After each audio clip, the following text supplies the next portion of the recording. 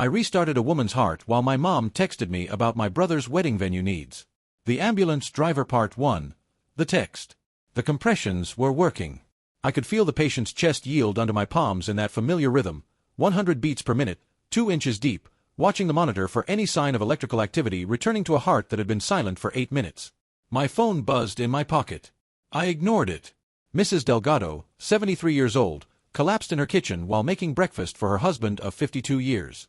He was standing outside the ambulance right now, hand shaking, watched over by a neighbor who'd heard him screaming for help. Another buzz. Charging to 200, my partner Marcus called out, defibrillator paddles ready. Clear. The shock made her body jump. I went right back to compressions, counting in my head, watching the monitor. Nothing. Still asystole. Buzz, buzz, buzz. Someone really wants to talk to you, Marcus said. Not now. We got a pulse back on the 4th shock. Weak, thready, but there. I could have cried. You never get used to it, that moment when the heart remembers how to beat. We loaded her into the ambulance, and I finally checked my phone while Marcus drove. For texts from my mother. Your brother needs an answer about borrowing the house for the wedding. He can't wait forever, Daniel. You need to give him an answer by the end of your shift. Don't ignore me. Family is important. I stared at those texts while Mrs. Delgado's oxygen saturation numbers stabilized on the monitor beside me. I just pulled a woman back from death, and my mother was texting me about my brother's wedding venue needs. And here's the thing that embarrasses me to admit. My first thought wasn't anger. It was, how do I make this work? 28 years of conditioning is hard to undo. Update 1. The measurements. I need to explain something about my family before this story will make sense. My brother Tyler is 3 years younger than me. He's a personal fitness trainer with 47,000 Instagram followers. He makes workout videos, sells personalized meal plans, and, according to my parents, inspires people to transform their bodies. He drives a leased BMW. He wears watches that cost more than my monthly mortgage payment. He has perfect teeth because my parents paid for his braces twice when he didn't wear his retainer. I'm a paramedic. I've been doing this for 10 years, since I was 18. I work 24-hour shifts in the back of an ambulance responding to the worst moments of people's lives. I've delivered babies in gas station parking lots, performed emergency tracheotomies with makeshift equipment, and held more dying hands than I can count. I own a 3-bedroom house in a decent neighborhood because I've lived frugally and worked overtime for years. But to my parents, Tyler is the successful one, and I'm the ambulance driver. I'm not exaggerating. Those are their actual words. At every family gathering, Tyler gets introduced as our son, the fitness entrepreneur. I get introduced as Daniel, he drives an ambulance. When Tyler started dating Kaylee 2 years ago, my mother told her all about his growing business empire. About me, she said, Daniel has a job with the city. Stable, you know. Not exciting, but stable. So when my mother started texting me during a cardiac arrest about letting Tyler use my house for his wedding, I didn't immediately think that's insane and entitled. I thought I should probably say yes because Tyler's wedding is important and my house is just sitting there when I'm at work anyway. That's what a lifetime of being the less impressive sibling does to you. It rewires your brain to believe that your needs are inherently less valid. I got home from that 24-hour shift at 8 a.m., exhausted in a way that people who work desk jobs will never understand. Not just physically tired, emotionally gutted. We'd lost a patient on the last call. A 45-year-old father of 3, massive stroke, nothing we could do. I'd had to tell his wife. She'd collapsed against me, sobbing, and I'd held her while her children stood in the doorway of their living room watching their mother fall apart. I wanted a shower, a beer, and 12 hours of sleep. Instead, I found Tyler's Porsche in my driveway. And Tyler and Kaylee inside my house, measuring my living room. Finally, Tyler said when I walked in, as if I'd been keeping him waiting instead of, working. Kay and I were just figuring out the layout for the ceremony. We're thinking the arch goes right here by the windows, great natural light, and then guests can flow through to the backyard for the reception. I stood in my own entryway, still wearing my uniform, still smelling like hospital and sweat and death, and watched my brother's fiancée hold a tape measure against my wall. How did you get in? I asked. Mom gave us her emergency key. She said you'd be fine with it. Tyler looked at his phone. Okay, so the ceremony space looks like it can hold maybe 150 if we do rows of chairs, but we'll need a tent in the backyard for the remaining 50. The caterers are going to need access to your kitchen, obviously. Tyler. I held up my hand. I haven't said yes yet. He looked at me like I'd spoken a foreign language. But Mom said. Mom asked. I haven't answered. Kaylee stepped back, looking uncomfortable. Good. Someone should. Well, what's there to think about? Tyler asked. You have the space, you're never here anyway because of your job, and venues are insanely expensive. You'd really make us pay 20 grand for a venue when your house is sitting here empty. I thought about the father of 3 I just lost. About his wife collapsing against me. About the shower and beer and sleep I needed before I could feel human again. I just got off a 24-hour shift, I said quietly. I need to sleep. So sleep. We're just measuring. And while we're on the subject, Tyler gestured toward the hallway leading to my finished basement. We were thinking that could work as our spot for the first year. Just until we save up for a place of our own. Kay's got student loans, my business is scaling up, it makes sense. Mom already talked to a contractor about converting it into a proper living space. She did what? A contractor, Tyler repeated, slowly, like I was stupid. To give estimates on the basement renovation. I mean, it's pretty basic down there right now. Needs a kitchenette, definitely a bathroom upgrade, maybe soundproofing. You want to renovate my basement. Where I live. For free. To live there. Also for free. Tyler's face shifted from confusion to annoyance. You know what, Dan? You look tired. I get it. Your job is, he waved vaguely, whatever. Driving people around is probably tiring. But this is my wedding. This is the biggest day of my life. And you're acting like me asking for a small favor is some huge inconvenience. Driving people around. That's what he thought I did. Drive people around. I opened my mouth to respond, but nothing came out. Because for 28 years, that was the narrative I'd accepted. That Tyler changed lives through fitness and I just drove people around. Kaylee was watching me. Something flickered in her expression. Concern, maybe, or recognition. I didn't know her well enough to read it. I need to sleep, I repeated. Please leave. Tyler looked like he wanted to argue, but Kaylee put her hand on his arm. Come on. We can finish measuring later. After they left, I stood in my living room for a long time, too tired to move, too wired to sleep. My phone buzzed again. Mom, your father and I are coming over tomorrow with a contractor. Family invests in family, and your brother's wedding is an investment in his future. Please have coffee ready by 10. Update 2. The Instagram post. I slept for 4 hours, woke up in a panic thinking I was late for a shift, remembered I had 3 days off, and then couldn't fall back asleep because my brain wouldn't stop circling around my family's expectations. At 10 a.m. sharp, my parents arrived with a man named Rick who handed me a business card identifying him as a residential renovation specialist. Daniel, good you're up, my mother said, breezing past me into my house. Rick needs to look at the basement. Your father and I were thinking we could split the renovation costs with you. Isn't that generous? We'll cover 40%, you cover 60%, and Tyler and Kaylee contribute by being here to oversee the work. I never agreed to any of this, I said. My father clapped me on the shoulder. Don't be difficult, son. Your brother's getting married. It's a big deal. Bigger than anything you've got going on. Bigger than anything I've got going on. I thought about Mrs. Delgado, probably waking up in the ICU right now, alive because I knew how to restart her heart. I thought about the father of 3 who wasn't alive, whose wife I'd held while she sobbed. Dad, I had to tell a woman her husband died 2 days ago. I held her while she cried in front of her kids. I performed CPR on people whose hearts have stopped. How is Tyler's wedding bigger than that? My father looked at me with something like pity. Daniel, I know you think your job is important. I know it's important. But let's be realistic. Tyler inspires thousands of people every day. He's building something. You're fine, you help people, but anyone can do what you do. It's not like you're a doctor. You just transport people to doctors. Just transport people. Rick the contractor cleared his throat awkwardly. Should I come back another time? No, my mother said, shooting me a look. Go ahead and measure the basement. Daniel, please stop making this difficult. Your brother deserves support from his family. I let Rick go downstairs because I didn't have the energy to fight. I stood in my kitchen drinking coffee that my mother had made in my coffee maker, listening to her plan a wedding in a house I owned, for a brother who thought I just drove people around. And I still didn't say no. Because somewhere deep in my conditioning, I still believed that my parents were right, that Tyler's wedding, Tyler's future, Tyler's Instagram followers were all more important than the work I did every single day to keep people alive. The breaking point came 3 days later. I was back at work, 12 hours into a shift, taking a rare break in the station when my phone started ringing. Unknown number. I answered, thinking it might be related to a patient. Hi, is this the event coordinator for the Williams estate? The what? The Williams estate? We saw the post about the wedding venue and wanted to inquire about booking for our daughter's quinceañera next spring. I hung up, confused.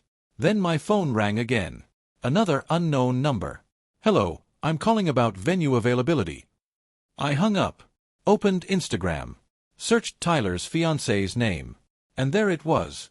A photo of my house, with the caption, "So excited to announce we'll be getting married at this gorgeous family estate. Thank you to Tyler's brother for letting us use this stunning venue. Can't wait to start our married life here too. House with garden ring red heart, #family estate, #wedding venue, #newlywed nest." She'd tagged my address. My phone rang again. A wedding florist this time. Then a caterer. Then someone asking about venue rental fees. I called Tyler. "Hey bro, what's up? I'm about to film a workout." Tyler. Kaylee posted my address on Instagram. Called my house a wedding venue. People are calling me asking to book events here. A pause. Then a laugh. An actual laugh. Oh man, that blew up faster than we thought. Kay's got like 20,000 followers. She was so excited to share. What's the problem? Tell them it's not available, obviously. The problem is that my address is on the internet now. The problem is people think I run an event venue. The problem is I'm at work and I can't. Dude, chill. You're never home anyway because of your ambulance job. What do you care if people call? There it was again. Your ambulance job. Like I sold hot dogs at a baseball stadium instead of keeping human beings alive. I hung up on him. That night, I told my mother, no wedding at my house. No living in my basement. The answer was no. Update 3. The meltdown. The family dinner was scheduled for that Sunday, and I knew it would be bad. I just didn't know how bad. My parents' house. Tyler and Kaylee were already there when I arrived. So were my aunt and uncle, my grandmother, 2 of my cousins, an audience I realized that my mother had assembled deliberately. "Daniel," my mother said as I walked in, her voice tight with controlled fury, "your father and I heard about your decision. We'd like you to explain to the family why you're refusing to support your brother's wedding." "Mom. No. We're having this conversation now." She turned to the assembled relatives. "Daniel has decided that his empty house is too precious to share with his only brother on the most important day of his life." Tyler stood up. "Yeah, I'd love to hear the explanation. Because I've been nothing but supportive of your weird ambulance obsession for years, and the one time I asked for something." "You didn't ask," I interrupted. "You assumed. You showed up at my house without permission, measured rooms, planned to renovate my basement, posted my address on social media. Because I thought you'd be happy to help. Because that's what brothers do. When have you ever helped me, Tyler? When have you ever supported what I do?" He laughed, incredulous. "Support what? You drive people to hospitals. That's not exactly a calling, Dan.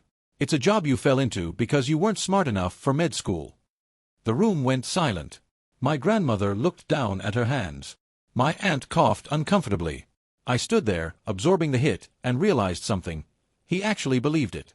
Tyler actually believed that my decade of emergency medicine, my countless saved lives, my literal hands-on heart resuscitations of dying human beings, all of it was falling into a job because I wasn't good enough for something better.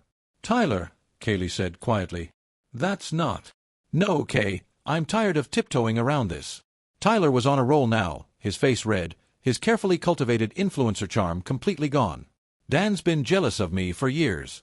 Jealous that I built something, that I have followers, that people actually care about what I do. And now when I need one thing from him, one thing, he says no because he's petty and selfish and—" "His job is worth more than yours," Kaylee said. Everyone stopped. Kaylee was standing now, arms crossed, looking at Tyler with an expression I couldn't quite read. "I need to talk to Daniel. Alone. Kay. Now."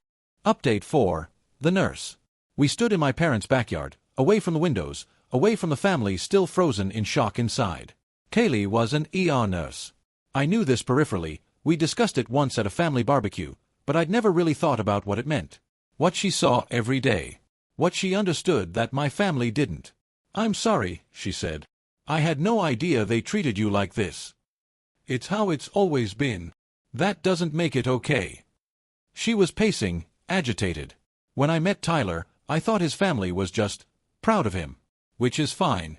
But this, she gestured toward the house, this dismissal of what you do, this entitlement to your home, your life, your space, I didn't see it until now. You work in the ER. You've seen what I do. I've seen it. I've watched paramedics bring in patients they've literally dragged back from death. I've seen you guys perform miracles in the back of ambulances with limited equipment and no backup. And your family thinks you drive people around? She shook her head. That's insane. It's what Tyler said. Tyler's wrong. And he needs to understand exactly how wrong. She told me her plan. She was going to make Tyler sit down and actually learn what a paramedic does. Not from me, he wouldn't hear it from me, but from a ride-along with another unit. She was going to make him see the trauma, the pressure, the life-or-death decisions that happen in the back of an ambulance. And if he won't do it? I asked. Then I'm not marrying someone who can't recognize real heroism when it's standing in front of him. She went back inside. I heard raised voices, Tyler's, then Kaylee's, then my mother's. Eventually, Tyler came outside, looking shell-shocked. Kay says I have to go on a ride-along with paramedics, he said. Or she's calling off the wedding. I didn't say anything. She says I don't understand what you do.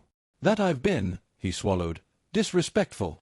That I need to actually see it before I can understand. Do you want to? He looked at me for a long moment. I don't know. I thought I knew what you did. Driving people to hospitals. Keeping them calm. Basic stuff. It's not basic. I'm starting to get that. He ran his hands through his hair. I don't want to lose Kay. So, I'll do it. The ride-along.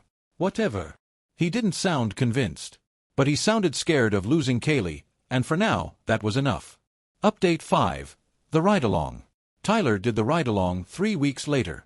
Not with my unit. Kaylee specifically arranged it with a different crew so he wouldn't feel like I was watching him. They picked a busy Friday night, the kind of shift where calls come in back-to-back and there's no time to think. I didn't hear anything until almost midnight. My phone rang. Tyler's number. His voice was shaking. Dan. I need to. Can I come over? He showed up at my house 20 minutes later. His face was pale. His hands trembled when he sat down at my kitchen table. There was a kid, he said. A little boy. Maybe 4 years old. He was choking on a grape and his mom was screaming and I thought he was going to die right there. And the paramedics, they did this thing, like, they got him to cough it up, and he started crying, and his mom, Tyler's voice broke. His mom was holding him and crying and thanking them and I threw up. In the ambulance. Like a complete. He put his head in his hands. And that was just one call. They did like 8 more after that. A car accident, a stroke, some guy having a heart attack at a bar, and they were just calm the whole time. Like it was normal. And I realized, he looked up at me, eyes wet. This is what you do. Every shift. This level of horror, and you just handle it. And I've been calling you an ambulance driver like you're some kind of taxi service. I didn't say anything. I let him sit with it. I thought I changed lives, Tyler said quietly. That's what I tell myself. That I help people transform their bodies, that I inspire them. And that's not nothing. But you, he shook his head. That little boy is alive because those paramedics knew exactly what to do. His mom gets to have him for his 5th birthday, his 10th, his graduation, because of what you guys do. And I've been treating you like your job is less than mine. It's what Mom and Dad believe. I know. And I just accepted it. Because it was easier. Because it meant I was the successful one and you were just, he stopped. I'm sorry. I'm so sorry, Dan. I've been an asshole for years and I didn't even see it. Here's what I learned in that moment. Tyler wasn't a bad person. He was a person who'd never been confronted with the weight of what I did, who'd absorbed our parents' hierarchy without question, who'd built his identity on being the impressive Williams brother while I was the other one. The ride-along broke something in him. Or maybe it built something. Hard to tell the difference sometimes. The wedding, he said. We're not doing it at your house.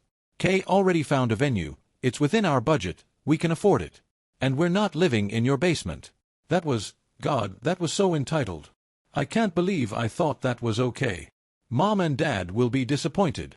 Yeah, well. He almost smiled. Maybe it's time I stopped letting them decide what's impressive.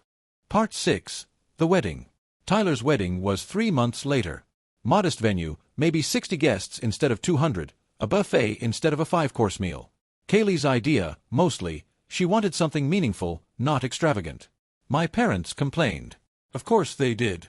But Tyler held firm, and Kaylee held firmer, and eventually they accepted that this was the wedding happening, take it or leave it.